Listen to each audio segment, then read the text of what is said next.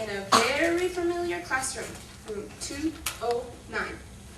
And if you're in the wrong class, well, consider this your lucky day. This 5-credit class has no airs of ease, no frivolous phonemes, and definitely no Dr. Seuss. Nope, we're all about Winnie the Pooh. That's right. The time in which we enter reeks of advantageous beneficity. It's time for grammatical analysis to begin. And there sit the students in anxious anticipation of class, their little minds filled with thoughts of syntactic waffles, and of course, Winnie the Pooh. Little do they know that today will be another very typical day of ominously strong suppletion. Enter Dr. Timothy Agony. As students sit at attention, he begins his lecture of sorts. Good morning. Welcome. I'm Dr. Tim Agony, and this is Linguistics 360 Morphology and Syntax. Or, as I like to also call it, lies, lies, lies. Everything I'm about to say is a lie. It's a very convenient lie, but a lie just the same. This isn't a digression, by the way. I really feel that it's important that you know that. Grammatical analysis is really more of an art than a science, mainly because of the lies. So therefore, on your assignments, you will be graded more on determined effort and having made the attempt to prove to us something that you didn't and still don't understand than actually getting the right answer. Because there are many right answers. There are also some wrong answers. This is mainly because of the lies. I'm just kidding. But seriously, they're mostly lies. One of the key concepts in grammatical analysis is that languages can be analyzed. For example, if aliens came and listened to us making sounds to each other, eventually they would realize there were patterns in the sounds. And they would nizzo, yes, I just said nizzo, that we're communicating even though they don't know what communication is.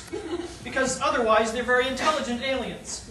So in this class, we are aliens. Now let's look at some data. Hopefully most of you will catch on to the pattern pretty quickly, even though this is relatively new information. But we'll look at some English data first. Remember, we're aliens. Let's see what kind of patterns we can find when we look at a word like walk. There we have walk. There we have walk in the infinitive. Now let's see what happens when it occurs in its different forms. Well, there appears to be some errors in the data. But sometimes that happens with data. You're not going to be handed perfect data on the field. It's an imperfect data world out there. But I got this data from another source. This is not my data.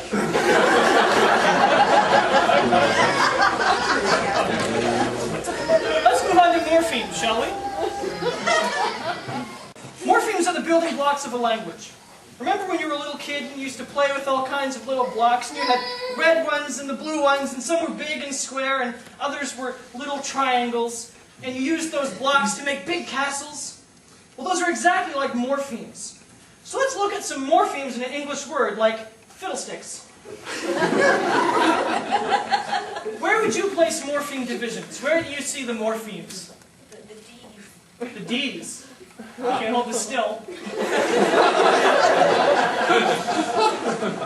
I know how to use it.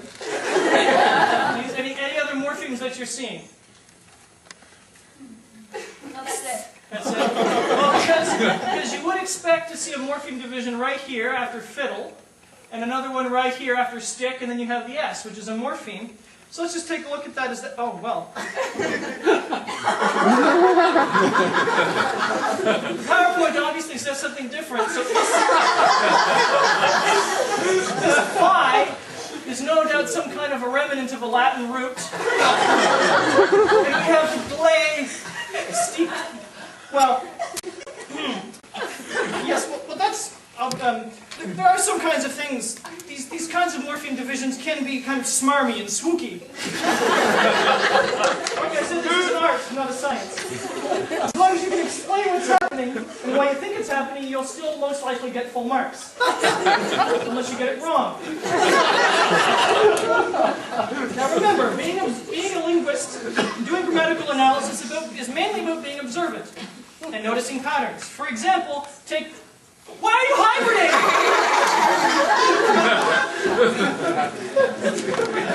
Take this guy, for example. Most of the time, he's Clark Kent. In the presence of evil, he becomes Superman. The point is, you never see the two of them at the same time. Let's look at Lois Lane now. If she were a linguist, she would have noticed the difference, that Superman and Clark Kent are never in the same place at the same time. But she's not a linguist. What is she? They are now. She's an idiot reporter who gets thrown off by horn-rimmed glasses and a mild stutter. Now I want you to listen carefully, because this is absolutely not a digression. Uh-oh, digression. Enter KGB, a couple of Russians who have it in for digression, and all that it encompasses. From off stage... Did I just hear a digression? The two KGB run up to Dr. Tim, and the English one speaks, while some of the shocked and bewildered students jump up in horror. She say, do I hear digression? You sure did. This class is full of digression, but didn't she just say that? No, yeah. She speak only Russian. Oh, alright. Well, the rest of this class is apparently full of lies anyway, so why not? I heard something about digression. I also heard that digressions, although interesting, can take up too much lecture time. Maybe you should try to digress a little less. She say, next time you digress, she break finger.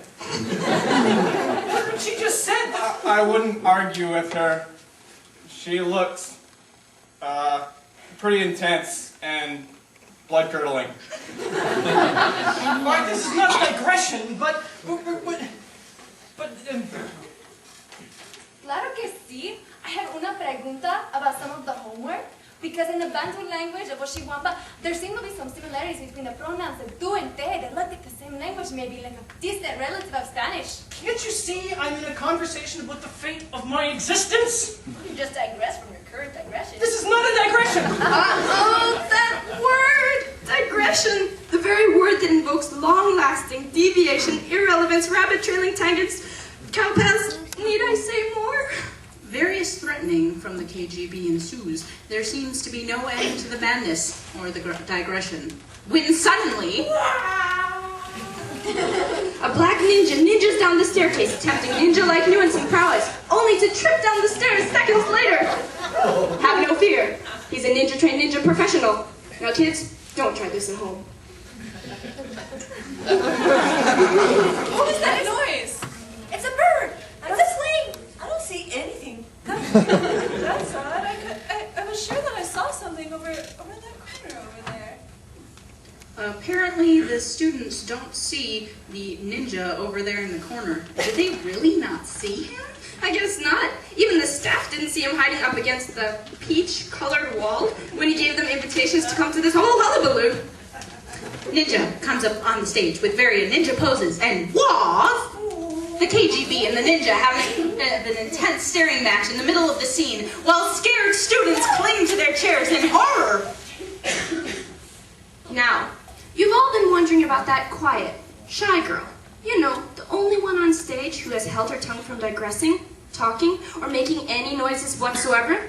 Well, she thoughtfully and with perfect intricacy rises from her chair and slowly begins to speak. What really happens is that right after Rachel stops talking, she jumps up on the chair and blurts out screams against the woes of digression and bitterness. No! Don't you dare chop off our beloved teacher's hand! And you with the gun! Drop it! And you with the hat with the horns! Pathetic! Come on! Chop, chop! There are only 2 minutes left in this class. Your misbehavior has forced me to make an executive decision, and you'll love it whether you like it or not. We are going to stem the tides of malice, grapple towards unity, break the chains of bitterness, and oh yes, and we are going to... Everyone freezes! Just like in the movies. KGB quickly leaves the classroom, Ninja goes into hiding, and everything seems back to normal. They exemplify a literal fast forward. seems that almost everything has returned back to normal. But how?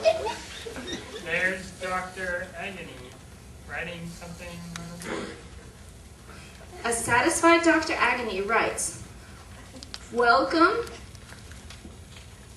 to grammatical digressions."